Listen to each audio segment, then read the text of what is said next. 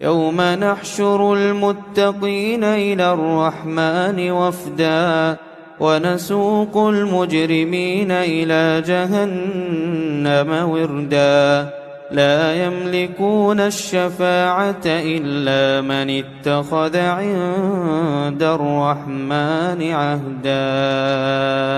وقالوا اتخذ الرحمن ولدا لقد جئتم شيئا إدا تكاد السماوات يتفطرن منه وتنشق الأرض وتخر الجبال هدا أن دعوا للرحمن ولدا وما ينبغي للرحمن أن يتخذ ولدا